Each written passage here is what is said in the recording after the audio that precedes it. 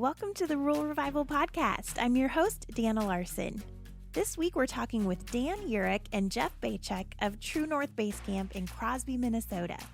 Dan and Jeff are friends and more recently business partners after they saw an opportunity to create a better camping experience for visitors to the Cuyuna Recreation Area. This is an increasingly popular destination for mountain bikers and outdoor enthusiasts, where the area's abandoned mine pits have been transformed into a recreational playground.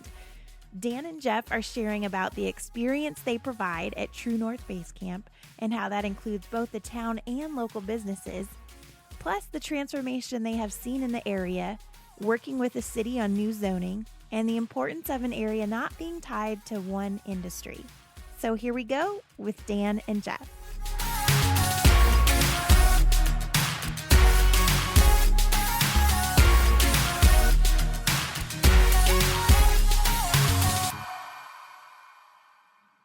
All right, we're here with Dan Jurek and Jeff Bajek of True North Basecamp in Crosby, Minnesota. Guys, thanks for joining us on the podcast today. Oh, Dana, thank you so much for reaching out. Yeah, we're excited to be here. Excited to talk about the town and what we had going on up there. Yes, I'm so excited to get to share it too. So tell me a little bit about you guys and your journey. And have you always lived in Minnesota? Have you always been friends? All that stuff. I'll start with myself. I've lived in Minnesota for most of my life. After college, I spent a few years out of Minnesota on both coasts. And then once my wife and I settled down, we chose to go back to the Midwest in Minneapolis. And really, then after we got married, had kids, and we settled it into, Southwest Minneapolis. And really, that's how I met Jeff, because our kids went to elementary school together, and we shared an interest in mountain biking, and that really kind of spurred the idea. Yeah, so I grew up in Wisconsin, and my mother actually bought a resort when I was 17, so in 1987, up in Hayward, Wisconsin, and ran that for a couple of years. So that was my first exposure into kind of a lodging facility environment.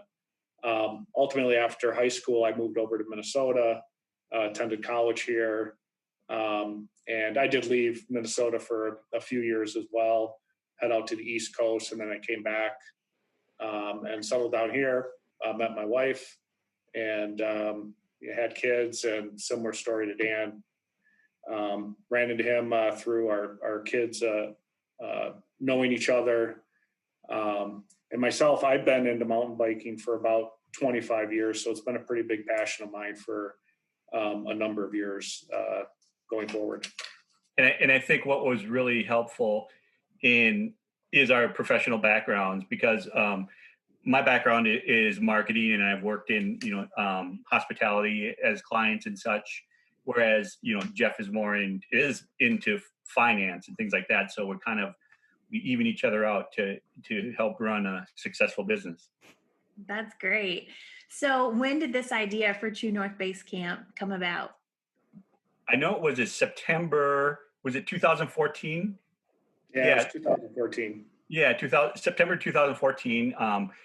We heard about all that was happening in Cuyuna at the time with their mountain bike trails, and Jeff and I planned a trip with our sons. We have sons that are pretty close to the same age, and the four of us went biking up in Cuyuna. And Jeff had been there before, I believe. I had not, and I was just blown away at how beautiful it was.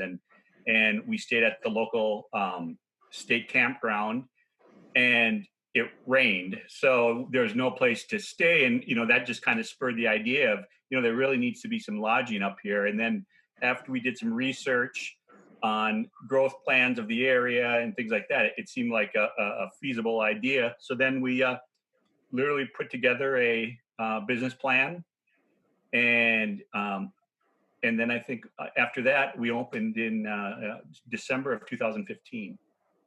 Okay. Yeah, it was after Dan.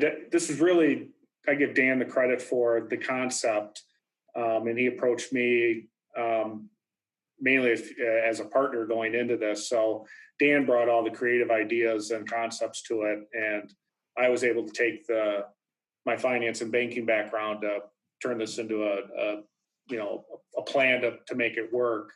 But once we did identify we wanted to do this, there was a long process of trying to find property and find land, which we kicked around a lot of different pieces within the town of Cuyuna, Crosby, and Ironton area, and landed on this piece of property. So I think the time from really we said we're interested in doing this until we identified and started the development of the land was about 6 months or 7 months before we actually were able to get a shovel into the ground and start digging.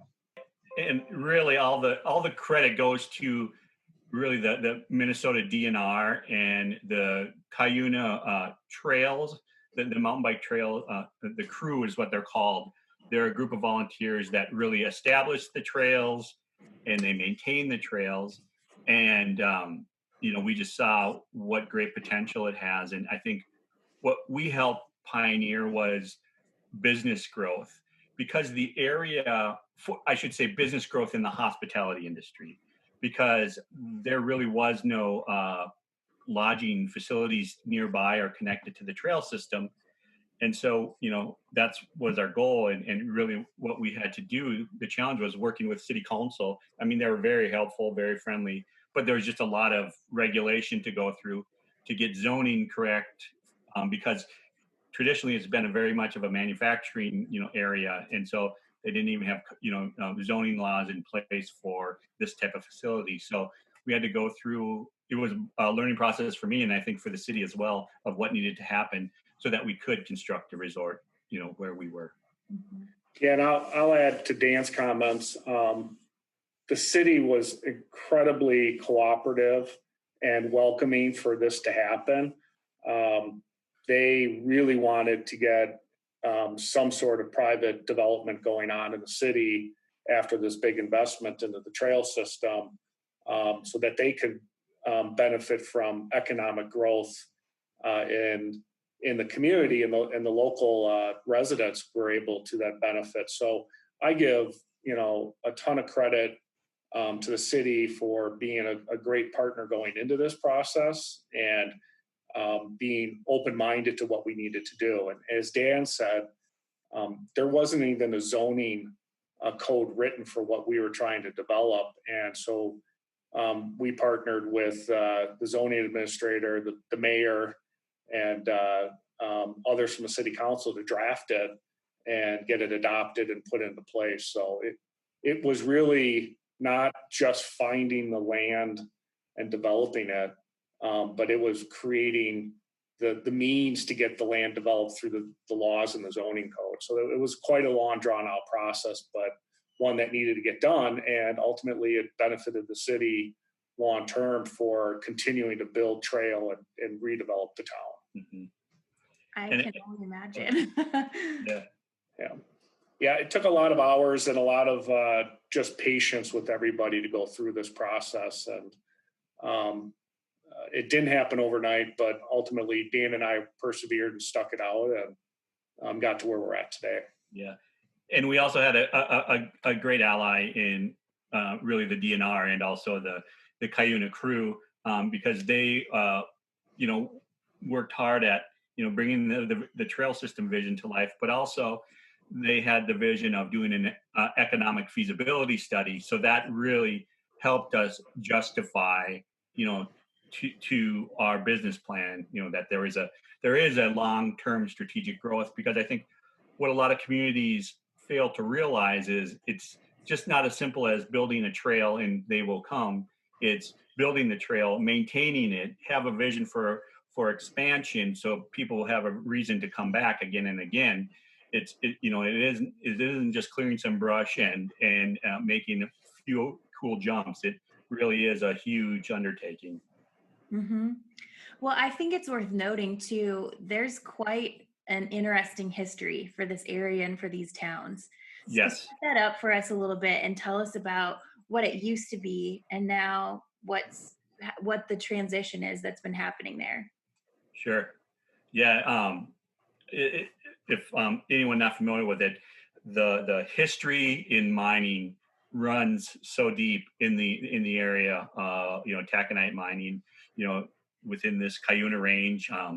There's so much pride, and rightly so pride, because really Minnesota itself had a huge impact on supplying iron ore for World War II. It's just like a huge majority of all the iron ore that was used to supply World War II came from Minnesota. And so, with that came a lot of pride, and it was, a very fruitful industry, up until I think the 70s is then it went from, boomtown for iron ore and taconite mining. And then it really, in the 70s, that really went in reverse, and the town went in reverse. And that was unfortunate because, it had beautiful Main Street, beautiful buildings, but of course, over time, they got dilapidated, and there are beautiful lakes in the area beyond the ones within the town, or within the trail system. But nearby Brainerd was really known for lakes and outdoor boating and things like that. So it was really tough to to evolve from mining to a tourist destination when you're competing with Brainerd so far away. So definitely.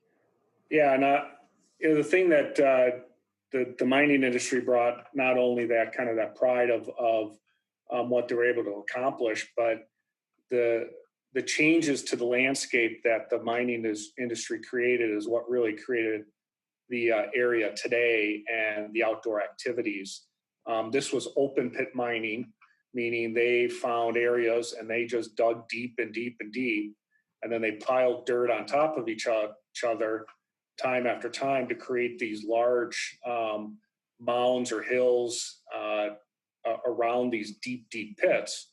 And there's mine pits that are 500 feet deep up in the city of Crosby area, and they can be all filled up over time with this crystal clear water, and created this really unique kind of man-made environment that is nature has taken over. And so all the mine pits on the edges have vegetation has grown up, all the trees have grown up, and you ended up with this very deep mine pits structure that has water crystal clear, turquoise color. And sometimes you can be biking around and looking down into these mine pits, and it is literally like you're looking in the Caribbean. It's so crystal clear and turquoise colored. So it's a beautiful result of what the mining industry created. So, I give kudos to the mining industry for what they created, because it took time to reestablish itself.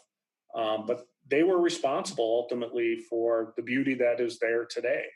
And so once the mining left, the DNR and others had to make a decision on what to do with the area.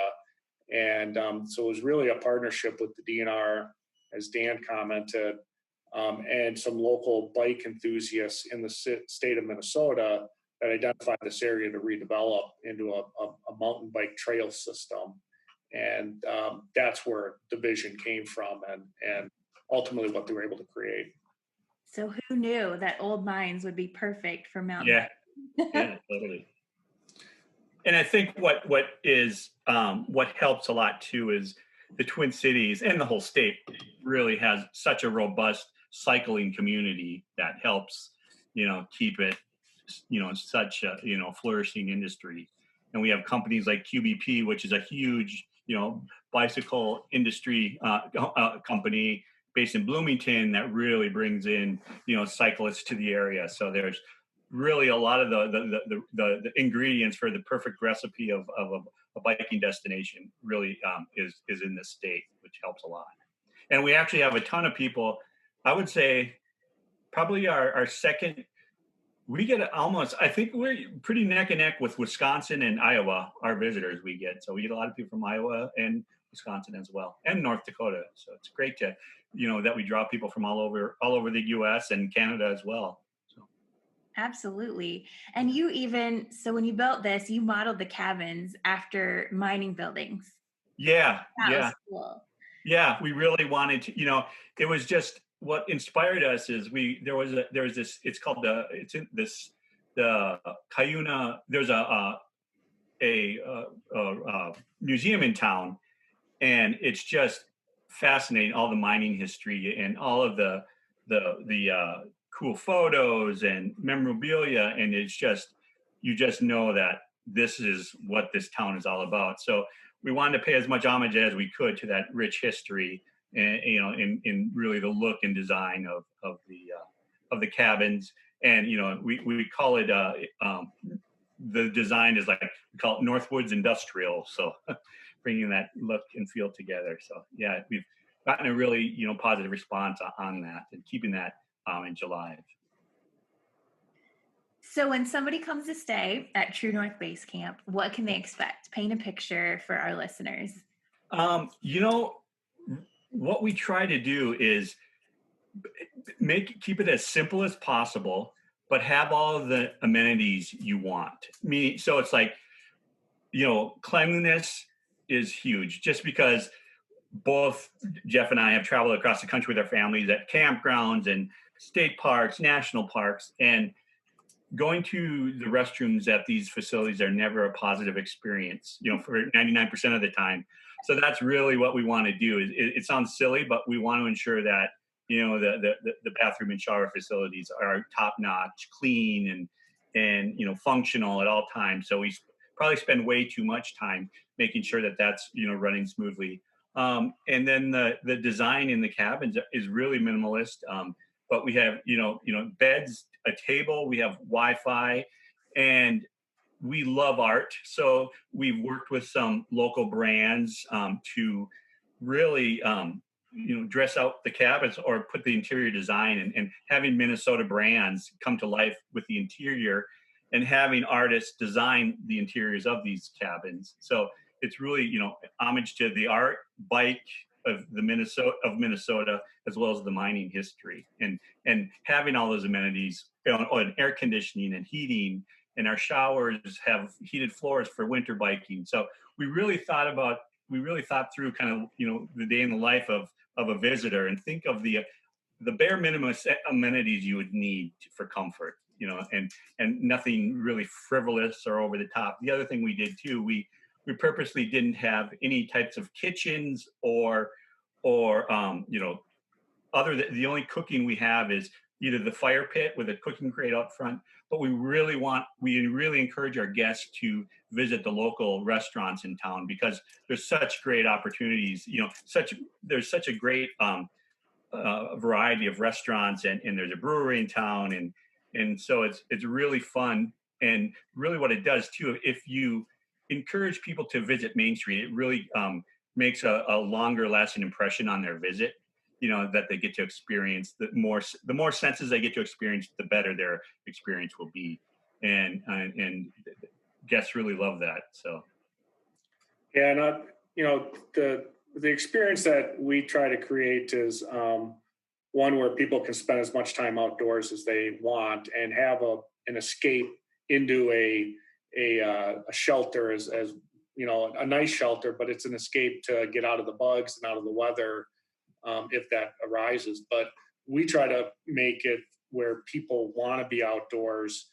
We're right on the mine pit, so we encourage the use of the water, whether it's fishing or paddle boarding or kayaking or simply swimming in the mine pit. We get tons of our guests who are experiencing that. Plus, on top of that, the mountain biking is a really big experience. But what's unique, I think, about our place at True North Basecamp is you drive through town, and quickly, once you enter into our property, you turn the corner on our road, and you come what we call behind the big mound of tailings that was dug out to create our mine pit. And all of a sudden, you are in this complete quiet seclusion, yet you're less than a quarter of a mile from downtown Main Street, and you don't even really realize it, because you are surrounded by a mine pit and this huge wooded tailings pile that was created. So it gives you a seclusion to have all those outdoor experiences, but you can quickly get to downtown Crosby, Main Street, to visit everything that you want on your bike. through a very quiet part of town. You're not on a major highway. And plenty of our guests do just that. They will spend their day enjoying the outdoor activities at True North Basecamp. They'll hop on their bikes, they'll use their feet, walk into town, go to the brewery, grab some pizza, experience downtown, and then they'll come back. They'll start a bonfire on the outside, spend some time outdoors, and then oftentimes go for a dip in the mine pit at 9 o'clock at night and head back and finish up their day. So we're trying to push people outdoors as much as possible, and that's kind of what the experience we put into place. Mm-hmm. I love that. And then basically right outside your back door is all of these access, at least to all of these trails, right? Yeah, exactly. Yep. Yeah, we've got quick access to not only the mountain bike trail, but also the paved path trail, the asphalt trail. So we have the opportunities for not only those that are really hardcore mountain bikers, as well as those that are more interested in just riding the paved path, from Crosby all the way up to Deerwood and other parts of the area. So you do have great access to all the amenities that the town offers, and it's a very nice feature for us to have. Yeah, and what's cool is, and we're only both 2 hours from Minneapolis, St. Paul area, and about 2 hours from Duluth. So it really is a simple getaway that that you're not having to spend a lot of time in the car, and get out on the trails and really optimize the amount of time outdoors. It's great. And there really is no off season, right? I mean, there's stuff to do year round. Yeah, actually, that's very much so. Probably the oddest, the shoulder season, what are called, is really November, where it's kind of in between because of the hunting season, and then in spring, just because of thaw, the thaw kind of mushes everything up. So that kind of limits what you can do, but still, I mean, hiking and walking, and that's always an option. And what's very interesting about the makeup of the soil in Cuyuna is that because it's taconite, the trails dry really quickly. Meaning, in general, after a rain, I can go out riding within 2 hours, where in other areas like the Minneapolis metro area, probably even in Iowa or in Wisconsin as well, you have to wait days for the trails to dry out. So it's really nice that you can, rain doesn't put an end to your fun, because you just have to wait it out for a little bit and you can go out and riding. So that's beneficial in the area as well. Yeah, and the winter season, which fat biking has become very popular. They do groom the mountain bike trails all winter long when there's sufficient snow to do so.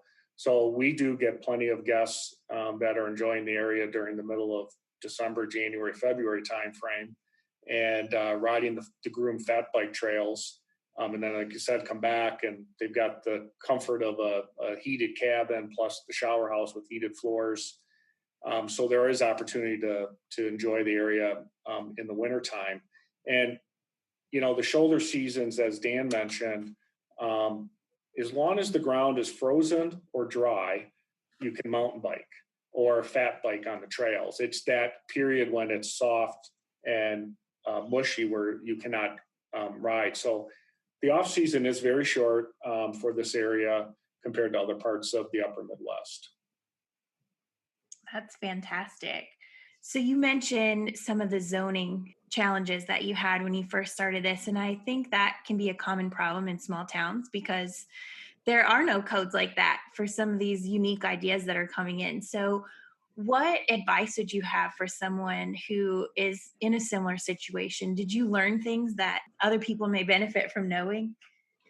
Well, my point of view is I think leverage examples from other like communities as much as possible, because I think what we're doing has been done out west for quite a while, and I know when we gave examples of some of the things that are happening out in the West and things like that. So leverage other small communities as a case study if you're in a situation where you're trying to make a change. That's definitely a great resource, is using other case studies as an example. Yeah, I'm sorry, Dan. Go ahead, Jeff. I was going to say, I have a little bit of a background to have known enough to be dangerous to help try to push some of this stuff through with my professional background that I'm involved with. But the piece of advice I would give is you need to immediately get with the city officials to talk through what you're trying to do. And the one thing Dan and I made a very strong point of going into this project is we weren't going to create and develop something and then quote unquote spring it on the city and say, here we go. We had a vision. We immediately tried to start meeting with city officials, the mayor, other people within the community to try to start talking through, here's what we want. What do you foresee us needing to do to get to this point? And really turn it into a partnership and a collaboration to get there. We work closely, like I said, with the mayor and the city council, but we worked with the city engineer. We worked with the zoning administrator to deal with this, and we worked with the city attorney to help develop it. It was a collaboration amongst all of us, and nobody walked in there with a chip on their shoulder of I know how to do it best. It was a shared vision that we had, which was let's get these people into business and operating, and let's do it the right way. So my advice is get with the city people right away and share the vision, even if it's just in your head and not quite on paper. The sooner they know what you're trying to accomplish, they can start formulating what needs to do to get what you need to do to get there. And then secondly, we did personally hire a private attorney to help us also navigate some other questions that I was not able to answer, or Dan wasn't able to answer. And they were a great partnership as well, the law firm that we hired. What would you say to somebody who has an idea, a dream that they want to bring to life like you guys did? Any words of wisdom? I would say definitely have a solid business plan and understand, that it's more than just making a website and having an idea, and you really have to be thorough on thinking every potential scenario through and be ready to defend that as well. It's not fun creating all those details, but it will save you a lot of headache in the end if you do that due diligence up front. Yeah, I think understanding, going into it knowing that you probably don't have the answers for, 60, 70% of what you think you have the answers for. There's surprises along the way, and you have to be flexible. You have to be resilient to kind of push through it all and understand that there's ups and downs in developing and creating a business. As successful as it could be or will be, there are down times during the process of trying to develop a business and get it up and running. And, there's been times where both Dan and I had to pack up and run up there to take care of something, because that's what you have to do as a business owner. This isn't something that you can just deal with and hope somebody else will fix it or deal with the situation, whatever the case may be. But really persistency, flexibility is important. And I always use the example. So we do have I'll give you an example of what I mean by this. We have these vault toilets or pit toilets, outhouses, however you want to phrase them, in the campground portion of our property. And then that pit toilet had to be approved by 4 government agencies. And it was not that any one agency was more difficult than the other, but I would have walked into this going, okay, we've got the pit toilet, it's designed, this is a very simple building with a concrete container in the ground, but it ended up having to be approved by 4 separate government agencies in the state of Minnesota.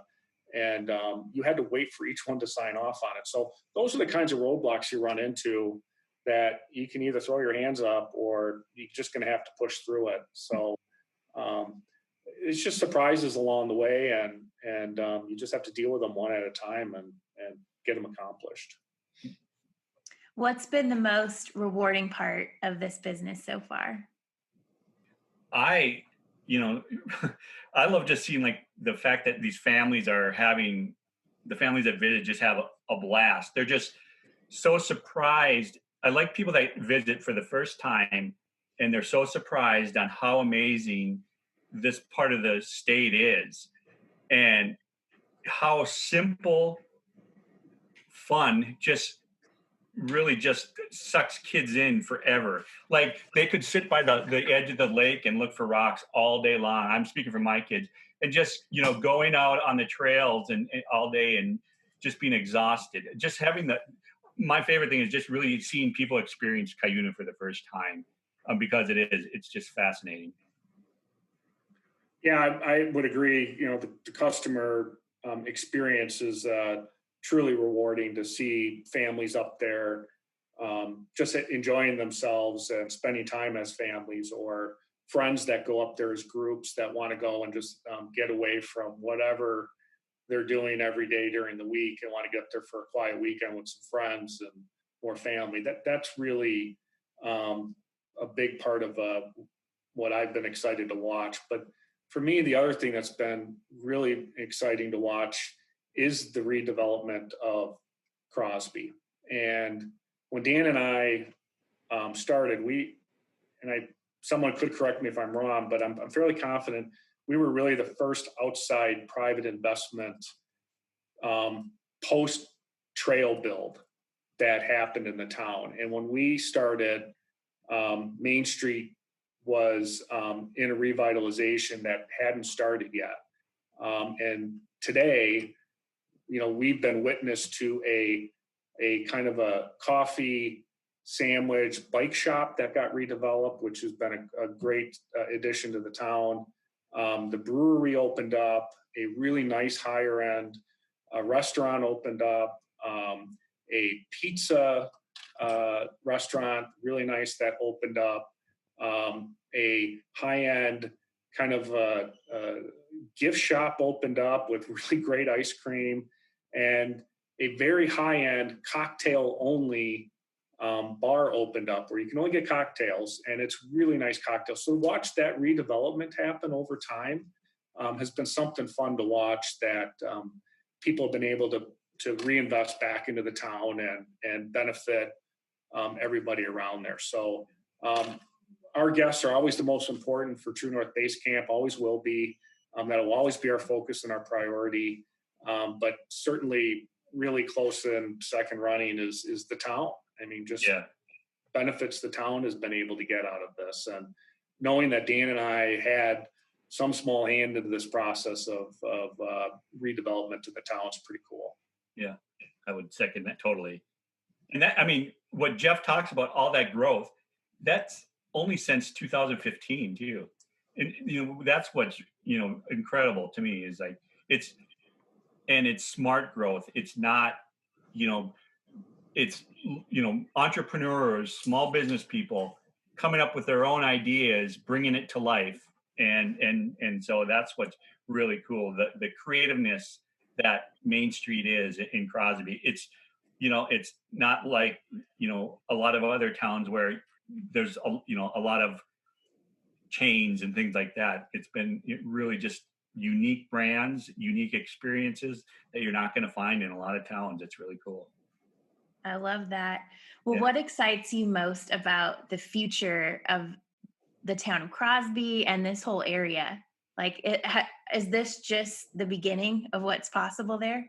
I really think so. I think it's bigger than just Crosby. I think there's a shift in human behavior that people want to be outdoors and be fit, be outside, athletic, versus just, I mean, Minnesota is known for its lakes and things like that, and that's awesome. And water skiing and paddleboarding, and water skiing and jet skis are awesome, but people like variety as well. So I think that will continually grow, and so I think just the enjoying the outdoors and making life simpler is becoming more of a movement. And I think that's why there's so much. That's why I think that this is going to be a sustainable area in the state. Yeah, I think the long-term growth, in my opinion, of the area is what's happening today, which is not 100% focusing in on mountain biking and being tied to one industry. So there's clearly a strong desire for people that want to come up and maybe mountain bike as a second or third option or a third activity, but maybe they want to come up and paddleboard. They want to go kayaking and portage from one mine pit to the next mine pit to the next mine pit, which you can do within feet of each other. Fishing out of fishing kayaks have become very popular. Scuba diving is still a very popular activity up in that area because of the deep mine pits that exist. So those types of diversifying industries or activities is what's really going to drive the area. And I think there's so much to do up there that the town will continue to grow, and then spill over into the other adjoining towns are going to redevelop. And there was just a brand new bike shop that opened up in the town next to us, Ironton. And so Ironton is now starting to enjoy a new businesses that are starting up. And I think that will continue from town to town, and everyone will be able to benefit in all of these small towns. I'm very optimistic on the future. I'm very excited about watching things continue to grow and develop, and how Dan and I can continue to reposition True North Basecamp to be, the go-to place for those that want to experience it. And Dan and I are continuing to look at different ways to enhance the property, enhance different experiences for our guests. We're looking at some new expansion that's going on that we're in the early stages on. So we're continuing to reinvest into the business, which means we're continuing to reinvest in the town. Yeah. And that's what's exciting for me. And what I like about it too is it's an experience that pretty much everyone can afford, because you can, if you don't want to stay in a cabin, we have camping and campsites, and you can camp, and it's really something that everyone can enjoy, regardless of, your income. And so we really, and just bringing that happiness to people is really enjoyable. Yeah, we've got a wide range. So as Dan pointed out, we've got campsites that are extremely affordable. You can plop a tent down, have access to our amenities. We also have these cabin tents, which is the next step up, where you want to camp, but you don't want to bring all of your equipment with you. So it's really, you pull up, your tent is up, your cots are in there, your tables. You're really just able to experience more of a camping option that's more affordable than a cabin, a little more expensive than a campsite. And then you can move up to the cabins that, you have full electricity and HVAC, air conditioning, et cetera. So we want to provide opportunities for people of all income ranges, of all desires, that want to come up and experience the area, and try to remove as many of those barriers as you can by having different options for people to come up. Whether you're a college student who just wants to take some time off this summer, or you're a family of 4 or 5 that want to come up and enjoy it. And that's what we're after. I think that's great. Well, how do we follow along, and where can we go to make reservations? It's as easy as going to truenorthbasecamp.com. Whether it's on your computer or your mobile device, you can make reservations easily there. And we're happy to answer any questions via text, via email, via call, whatever you choose. So we like to make it as simple as possible. We have contactless reservations where you can go right to your cabin. Your access codes are emailed to you, previous to your check-in. So it's really a simplified process where it is. We really thought through the whole customer experience. Just, if you want us to interact with you and help you out, we'll happily do that. But other than that, it's really, self-guided, and people really love that because we're here to help if you need it. But for the most part, our property is so easy to navigate and understand. Our reservation system's easy to navigate and understand. It's really set up simply for that reason. Perfect. And you're also on Instagram and Facebook too, right? Yes, Instagram, Facebook, and Twitter as well. But definitely, we spend a lot of time in our social channels as well. So perfect. All right. Well, we will link to that in the show notes. Dan, Jeff, thank you so much for being on the podcast. I love what you're doing. Can't wait to come visit sometime. Yeah, anytime. Let us know. I will. Awesome. Thank you. Yep. Well, I love how Dan and Jeff have made the town of Crosby a part of their awesome experience at True North Basecamp, and how they see the town's success as part of their success as well. I also love how Dan and Jeff have created something that's a little bit outside the traditional Minnesota Lakes experience, and how they're drawing in even more people because of it. I trust you're super inspired from today's episode, and probably have a handful of people you know who would love to hear it. So go ahead and text them the link and leave us a kind review while you're at it, so we can keep spreading the Rural Revival message far and wide. And stay tuned with us on Instagram and Facebook at Rural Revival Co. to stay updated on this podcast and all things Rural Revival related. We'll catch you next time on the Rural Revival podcast. Have a great day, everybody.